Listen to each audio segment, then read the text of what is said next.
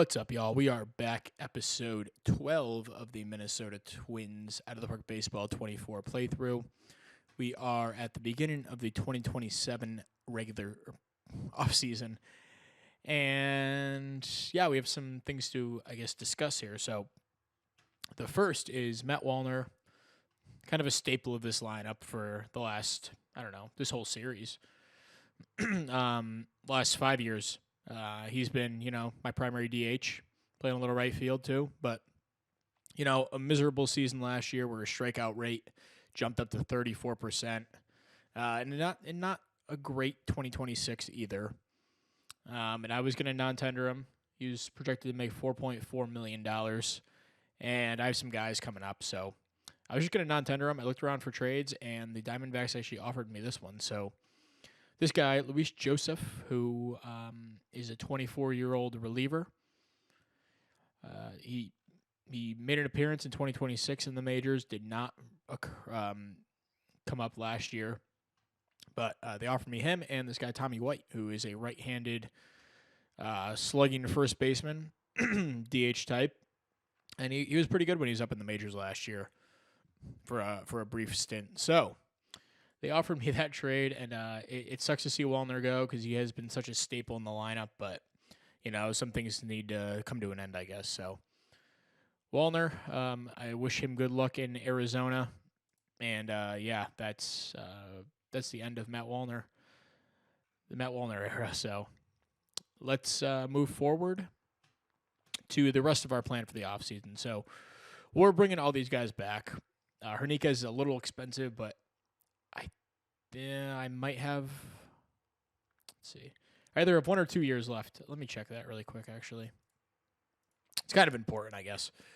So go down to Hernandez. So I do have him for 2 more years.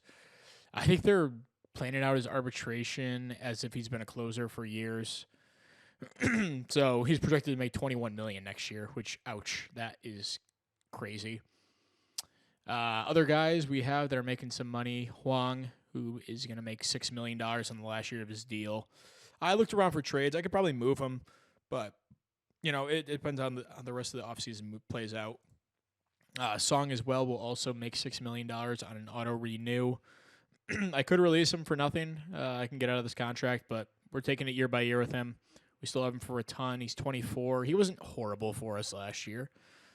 And definitely better than he was in 2026. So if he keeps improving, we could have a pretty good, affordable pitcher on our hands. Duran's a free agent, and I'll give him the QO. Wants a huge deal, probably being marketed as a starter. I definitely don't see him as a starter, but the only other guy is Max Fried, who's projected to make $20 million this year. Playoff hero for us. But, he's been mediocre the last 2 years.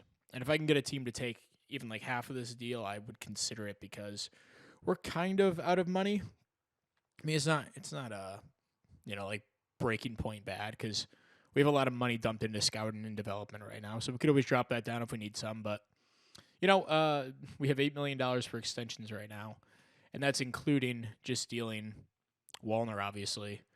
And not including, like, if I wanted to re-sign Danny Jansen or something, which, at this point is not probable. Also going to give him the qualifying offer. Or like a Joe Ryan type. Not him exactly, but like a fifth starter. And Henches, too, are losing. So that's unfortunate. And, yeah, he wants a pretty good deal. I'm not going to give him that. So team might look a little bit different this season is what I'm trying to get at. So, we'll have the top 3 back at least. We'll have Nola, Collar, and Henry. I'm going to plan to have Fried in there in the 4 spot, but not locked into him particularly. Sorry, my friend got me saying that like that. So, and then the 5th spot might be like we might try out Rhea, we might try out Phillips. Song will get another shot, of course, and Huang will also get another shot. After he might freaking break the record for Twins wins, to start a career. He's accumulated 36 wins in the first 3 seasons, and most of them come as a reliever, which is just hilarious to me. So Yeah, he finished 12-1 last year. So we're gonna sim ahead probably to like awards and get back then. So I guess this could be worth discussing just briefly. So we wound up leaving DFAing Lyon Richardson, who was on our 40 man. Had one more option year, but I just didn't want to pay him pretty much anything to be on my team. I have plenty of guys coming up who are like this starter reliever type. So I wound up DFAing him, and for the first time when I did that, the Nationals claimed him. So he will be a National. So good for him, and hopefully he gets some playing time there because I didn't really have a spot for him. And there you go. Now it's official. So good luck to him. But yeah, just a little update there. All right, so let's quickly go through awards. We didn't have any Gold Glove winners this year. Reliever of the year, we didn't have anyone. Silver Sluggers, we had a couple guys. We had DeMartini at first base, Palencia over at third, and Emmanuel Rodriguez in left field playing only 103 games. So it must have been a rough year for left field. Although, I mean, he did have an insane year when he was out there. So not too crazy. And then we, surprisingly, Jonathan Clase winds up winning AL Rookie of the Year over Zach Hauer, who did wind up getting 6 first place votes, but, losing pretty handily to him. So that was interesting. Our manager won Manager of the Year, definitely deserved for 105 record, 105 win, 105 and 57 record, with a kind of a pretty banged up team all year. And then for Cy Young, Hauer finished his second behind Hagen Smith, and Cole Henry finishes third. So really good on him. And the MVP was Carson DeMartini. With 26 of the 30 first place votes, Palencia gets the other 4 and finishes in second place. And Emmanuel Rodriguez down here, Hauer also down here. And yeah, so there's the awards, and we'll be back at free agency. All right, so in my quest to find a catcher for next season, I've run into I don't know. This is impossible to trade for a catcher in this game. Let's put it that way. So the offseason center, let's go there first, just to give you guys a background on why I'm making this trade. As you can see, there's not really too many affordable catchers right now. I mean, William Contreras is all right, but the 50 ability is not really going to cut it for me, and these guys aren't really good defenders, so not a huge fan of any of the guys in the free agent market. Wilson Contreras, he's pretty bad for St. Louis. That sucks. So I went and tried to make a couple different trades. The first being the guy I've been infatuated with since the save started. I don't know if I've shared this, but Drew Romo, I've been trying to get my hands on since the beginning of the save, and it costs a bloody fortune to get him. It would be like, I could do it. I made a trade work, but I'd be giving up Jesus Montez, who, if you're curious, made it up to A-ball this year, finally. Our former, top 10 prospect, maybe. He was number 16 at one point. So, yeah, he's finally up in A-ball. But would have had to give him up and, and some other guys. I actually might look at this trade again. Hold on, I'll be back. All right, just coming back. This would be the hypothetical trade I'd make. So it would require giving up Jesus Montez. And I'm really afraid of getting burned on this. So I think I'm going to actually pass on this trade. Romo's probably has better upside. But, yeah, he only has 2 more years of control. And, I just don't think that's worth giving up Montez for.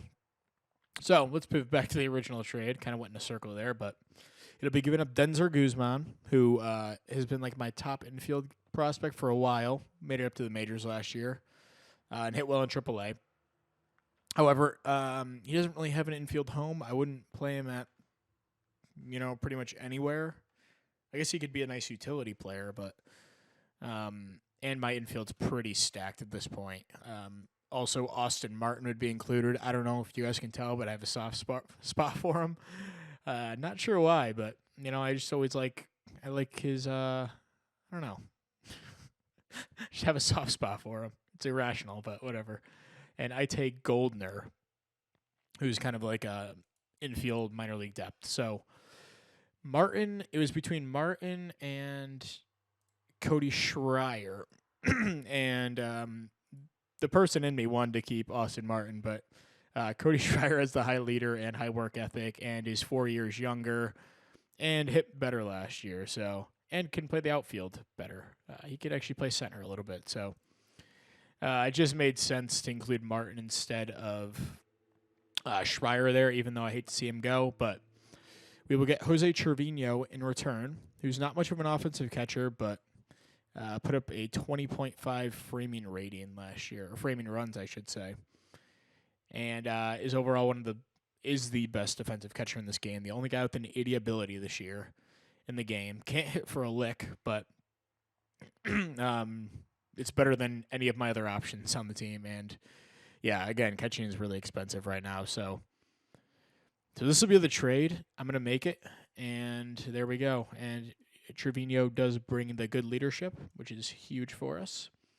And, we're kind of building up a good leadership core here. So we have Trevino, who's the captain, and then all these guys are high leaders. We have Schreier as the spark plug, and no one disruptive or anything. So, the team's got to be happy. We've just won 2 World Series in a row, and we add the best defensive catcher in the major leagues. So, this slots Trevino into the 9 hole, and this lineup's pretty much like 90% of the way there, I'd say. I have Chris slotted in at short for the time being. I'm not sure what I'm going to do with him. It's really going to depend on how I want this infield to look, and if I want Shoemake in there, because he's such a good defender at short. I feel like I'm missing out not playing him every day there. He can put up a 5.2 zone rating in 55 games and 8.2 in 49 games at second. I just feel like he needs to be out there, but like, who am I taking out here? Like, our team's kind of too good at this point. I thought about DHing Palencia, or maybe even I don't know, I might rotate the DH with Buxton and Correa. Just as those guys get older and we kind of need to keep them healthy. I don't know if it works, but right now we have Spencer Jones slotted in there, and he'll probably be platoon with Tommy White or Kevin Sim, who I didn't mention. I haven't mentioned yet, but was really good in 39 plate appearances last year when I called him up. And also we have Yasser Mercedes up here. So we have a ton of guys, and that's not even to mention Mason Auer. We just have too many guys. And Cody Schreier, of course, what the heck. We have a plethora of hitters on this team. And, the pitching's pretty good too. So we've kind of built this insane, unstoppable team. There's our first base coach. And we have the 8th best farm system, which isn't bad. And we have a lot of top-end talent. So there we go. We will sim ahead. Actually, let's check out. I made a couple offers in free agency. One to Trevor Rogers and one to Hunter Green. I might withdraw both of these, but the one spot I'm a little nervous about with this squad is our middle relief kind of depth, I should say. None of these guys. Chase Petty will be here, he's good, and the back end's good. But we're gonna rely on Hidalgo, Cantanario, who had a rough year, but I still have hopes for him. I think he could be better. And Luis Carrasco, Luis Joseph, maybe Teddy McGraw, who was just horrible the last 2 years in AAA. Huang, of course, be here, and Rhea, but I don't know if any of these guys are really sure things. So I don't know. I might just roll with it because to save some money. I mean, we have money, but it's very, very little. So, what? I'm actually gonna go withdraw those offers right now. I talked myself out of it. We're gonna roll with what we've got, and maybe I'll. Starting to think I should keep Rogers here. He could compete for that 5th spot, and he's still young and has upside. But I mean, this $2.7 million we can use elsewhere. So there we go. And then we just offered these guys, Christian Mena, who our scout loves, and the OSA does not. So I like those kind of guys who kind of come out of nowhere.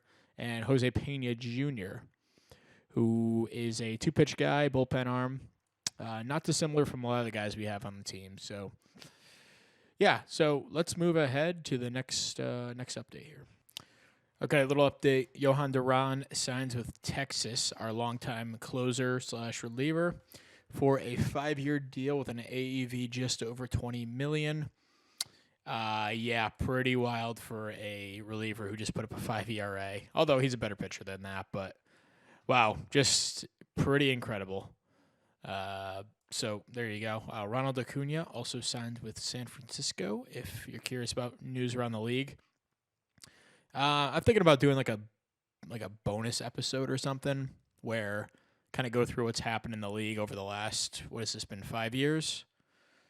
Who's been with my team for the Correa? So it's been 1, 2, 3, 4. Yeah, so we played 5 seasons. Maybe I'll just go around the league and, kind of run through big things that have happened, like Hall of Fame, like updating on guys' numbers and stuff and who's doing well, who are the top players and such. So I'll probably do an episode like that coming up.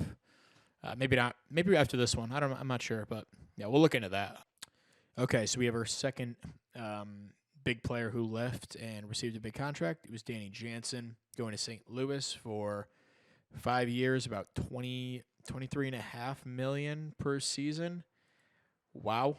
Yeah, pretty crazy. So we got a first-round pick for both those guys, so that'll help for sure. Also, we never wound up taking anyone in the Rule 5 draft. It's probably weird. I'll probably just edit it out of the actual video when I did that. But we did offer a contract to this guy, Jacob Lopez. Kind of exactly the player that I was looking for in the Rule 5 draft. So kind of a guy with, good wipeout stuff from the left side, good control, just overall just really solid arm. He is much worse against righties, so that's something to monitor as we get into the season if he does sign. But looks like Tampa Bay was using him as a starter. And then, he was good out of the pen when he was there. And his peripherals do look good. So, maybe we find a diamond in the rough. Maybe we don't. But we do need a lefty. And he's not even on a guaranteed deal. So, if he makes the team, he makes $1.3 million or something. We also assigned Maldonado to the 40-man roster. A lefty, kind of like the same build. Fastball, cutter, curveball type of guy. Probably won't be any good, but he's a guy to have on the 40-man from the left side. So yeah, let's. All right, so I've had a little time to think about what I'm going to do with this team. So the first order of business, I'm going to try Ronnie Hernandez in the starting rotation again. I know I tried it last year, and I think he got hurt or something, but we're going to give him a shot and see how he fares there.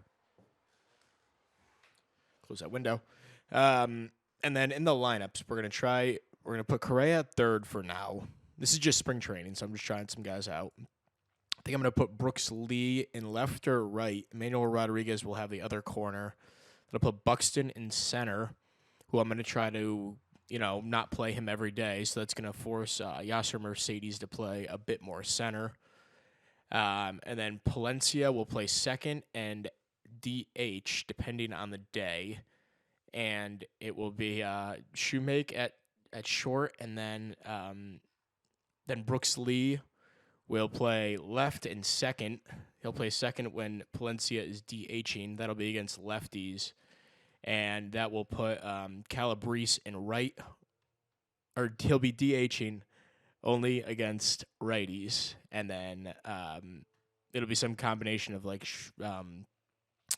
Cody Schreier and Mason Auer playing against lefties. It'll make more sense once I get into the regular season, kind of run through it. But I laid it all out, and it looks pretty good. So, all right, so spring training is here. This is what the roster looks like. I don't really have a closer with Hernandez in the rotation, so not a huge deal, but just something to monitor. We don't really have a closer. Probably whatever guy misses out will be like a high-leverage guy. It'll be all 6 of these guys competing. I mean, you assume the top 4 are locked in with Nola, Fried, Cower, and Henry. It's pretty much going to be Song, Hernandez, maybe like Rhea, Phillips, Huang, competing for that 5th spot. So pretty much whoever plays the best is going to be in there. But if Hernandez is good and another guy's good, I'll probably bump Hernandez to the closer role just so we have that guy. So That probably made no sense at all, but we'll sim to opening day, and hopefully, everyone stays healthy first of all, because this plan is all dependent on that, and then we'll kind of lay it out depending on what happens there. So we'll be back. All right, so we are just about at opening day. Let's sim up to it, actually. I guess we can go over how spring went. So, I gave these guys like enough starts to warm them up, I suppose. But Ronnie Hernandez did get 5 starts in spring training and did not give up a run. He was absolutely fantastic, and he makes the rotation as our 5 starter. I said if it was close, we'd probably give it to someone else, but overall, no one else really competed with him. So yeah, that'll be like his job to lose, I suppose. But also could have a quick leash if we need some bullpen help or he just struggles. So yeah, Hernandez makes the rotation. The other 4 are pretty set. I don't have a closer. I don't know who I want to use as a closer right now. I might just do it by committee. I might just put all these guys, or maybe I don't know. I don't want to run up these guys' arbitration estimate. I was thinking about using Huang as my closer, and you know what? I might actually do that to open the year, only because he has a guaranteed contract. I probably wind up cutting him after the year anyway, most likely. So, and he hasn't been bad. So, we'll try him as the closer, I guess, to start and see how that goes. That's Song, Phillips, Petty, Cantorino, Hidalgo, who both these guys have kind of been up and down the last 2 years. They'll be up, hopefully, this whole year. Connor Phillips out of options, so he'll be around. And Chase Petty was great last year. Then Dean Leendo and Huang as our closer. This will be the hitting lineup. Of course, Byron Buxton got hurt. A bone marrow edema in his wrist, which does not sound good. But he was out for 5 weeks, now out 4 weeks, so he'll miss. He might come back like beginning of May, but I'm not gonna rush him back. We kind of know who he is at this point. He'll play like 100 games for us, and although surprisingly, he's been like pretty damn healthy this series. Like he's played over 100 games every year, which not something I could say for when I go through a lot of these playthroughs with Byron Buxton. So he gives us 100 games, I'll be happy with that. And he is a free agent after the year. I would love to extend him and keep him as a Twin for life, but I don't know if it's going to happen. So we'll see. We do have Yasser Mercedes starting in center with the 65 range, really good error. I think he played just a fine center field, and he looks like he could really turn into something, both according to our scout and the OSA. So he'll bat 7th. We did put Correa back at short. Something about taking him off short didn't really feel right to me, so he did play 3rd in spring training, but we will start him at shortstop and see how it goes. That puts Shoemake over at 3rd for the time being. Palencia will play 2nd, and we can kind of look at these lineups, I guess, how this is pretty much how I wanted to have it lined out, except Mercedes is in center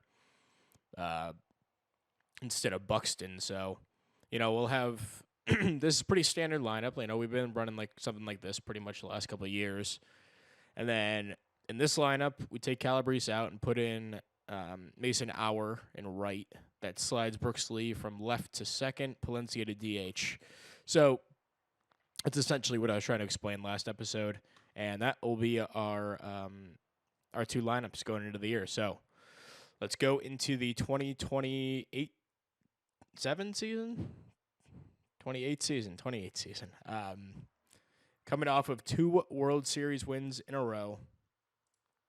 And our season expectations is to play better than 500 ball. That's not good. Mostly because that means, they're probably not too high on us. Let's see what the preseason predictions are. Okay, we're projected for 106 wins. I'm not sure what that's all about. Wow, we were supposed to smoke the next record.